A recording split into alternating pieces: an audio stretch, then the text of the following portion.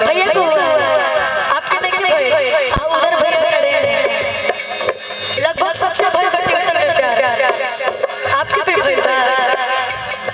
ये सब बेचारे, लेकिन उनको लाइक बोलो रउआ सबसे करता रही बहुत बड़ी बात है। काहे किसी को चाहो तो इतना चाहो, किसी को चाहो तो इतना चाहो कि फिर किसी और को चाहने की चाहत ना हो।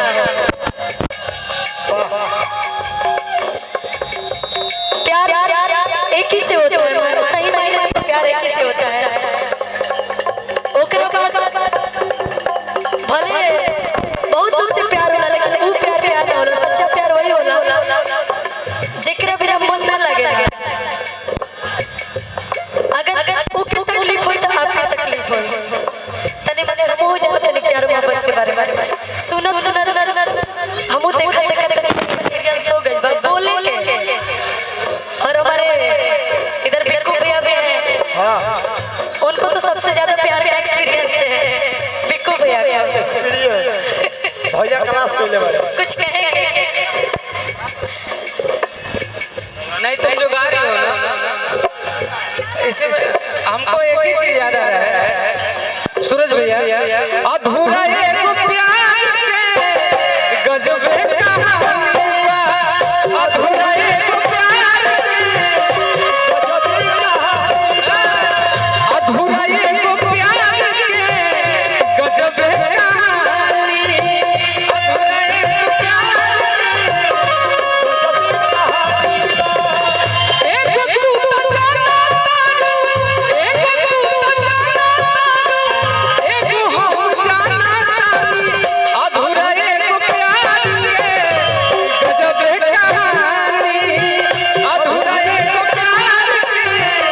गजब कहानी। बात रहल शादी तक बाकी भर में रोही कहरे मरके,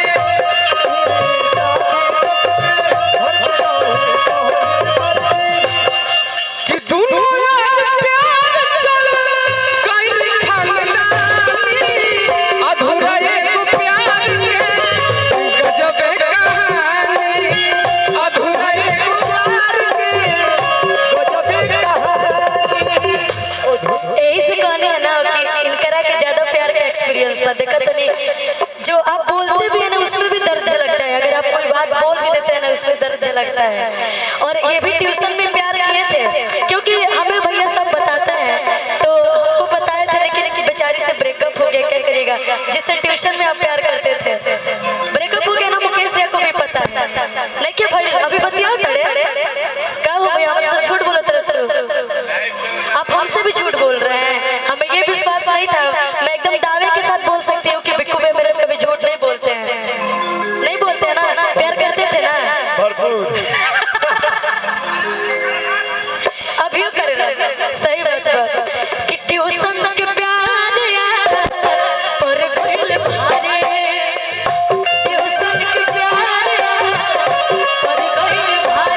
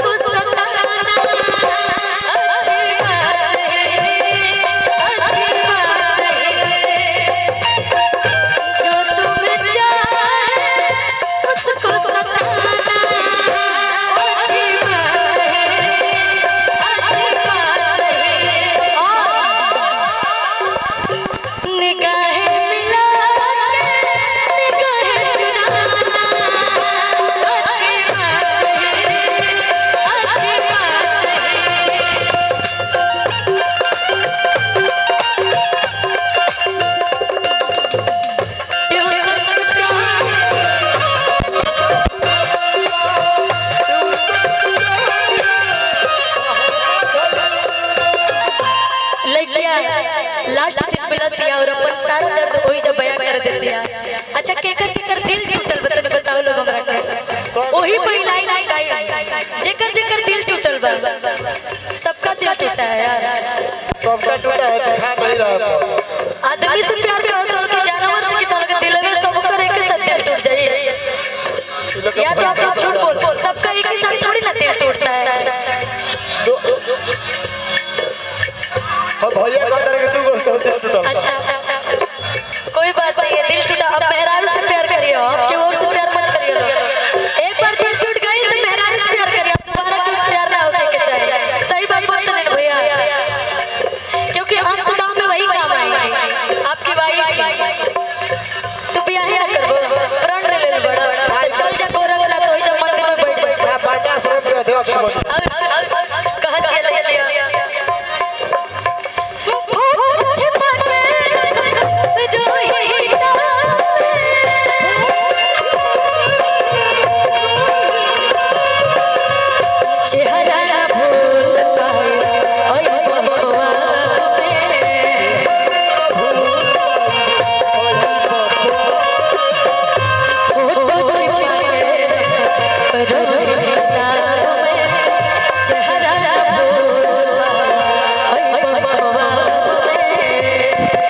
और अक्सर प्यार के दुश्मन वही होते हैं जो आपके सबसे करीबी होते हैं। आपके दोस्त मित्र दोस्त अच्छे भी होते हैं बुरे भी होते हैं दोस्त भी होते हैं और दुश्मन भी होते हैं। सही बात है तब कहला प्यार के दुश्मन प्यार के दुश्मन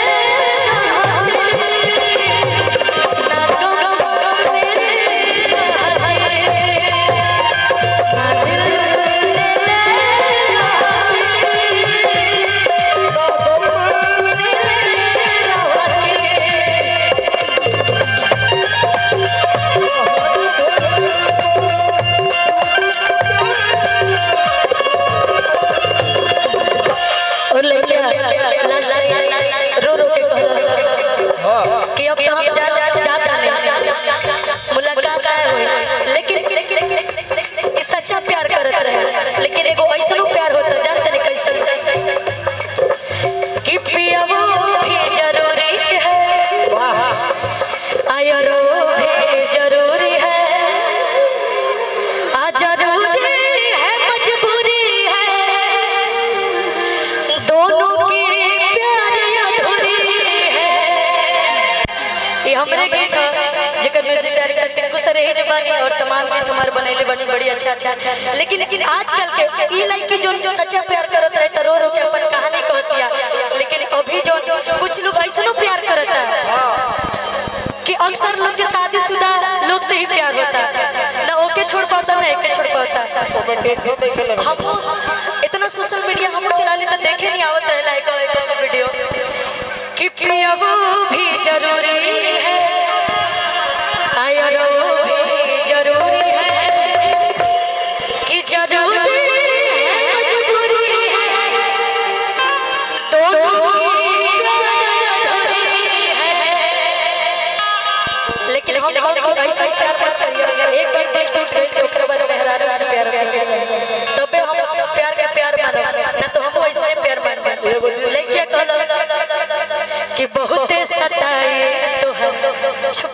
गे मिलन बहुत सताई दूसरा के फूल दूसरा बगीचा के खेलन बहुत सताए तो छुप छुप के मिलन दूसरा के फूल दूसरा बगीचा के खेलन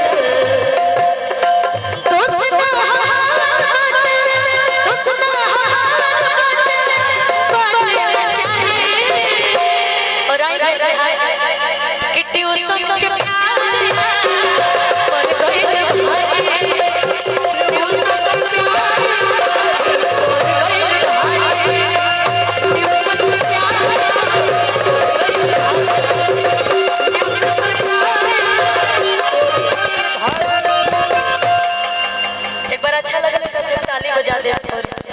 एगो लास्ट केस भी हम सुना देते हैं मैं सही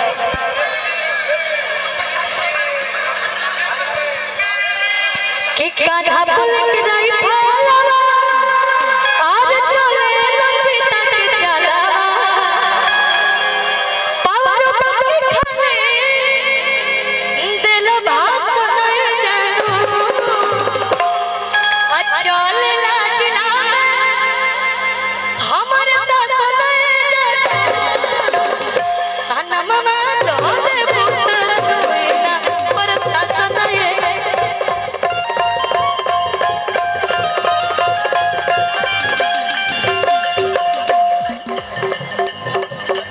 कि पर खंड होया जिला हमर भयवन सहिला पर खंड होया जिला हमर भयवन सहिला भैया के फरमाइश वाला चल बजा दे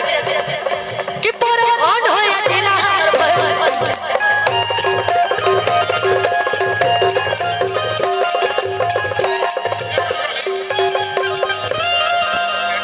हेलो बैठिए भैया सेट सॉन्ग हाँ चलेगा तने सेट सॉन्ग आप सबके दिल ब्रेक कर एजा हमके लागत है कि एजा जितना लोग बा सबकर दिल टूटले बा यही के चले तो कोई हाथ नहीं उठावा सबकर दिल टूटल बा अच्छा ये अपनी गर्लफ्रेंड का फोटो भी दिखा रहा है तने कैमरा वाले भाई जूम करके ले लीजिएगा देखा इस सरेआम दिखाओ थोड़ा ब्रेकअप हो जाए मत ऐसे न कहत है कि आरा जिला घर बत कोनो बात के डर बा अच्छा एगो सेट सॉन्ग की फरमाइश बा हम चाहम के पूरा कर दी एगो लड़की के एगो लड़का से प्यार होता ट्यूशन में हाँ और लड़की के जब शादी तय होता कि हो और से हाँ तब वो लड़का मिले होता और लड़की कहती है बड़ी भाव में क्या कहती है काहे कि आजकल के प्यार ट्यूशन से ही शुरुआत होला स्कूल से ना हरी कोचिंगों से शुरुआत अब बीच में 2-3 बार ब्रेकअप भी हो जाला बियाह शादी होत हो बियाह शादी होत हो 2-3-4 बार ब्रेकअप हो जाला हो गइल बा आप सबसे बहुत खुशी की बात बा ये ब्रेकअप भी होना चाहिए तभी तो एक्सपीरियंस मिलता है सबका ब्रेकअप थोड़ी होता है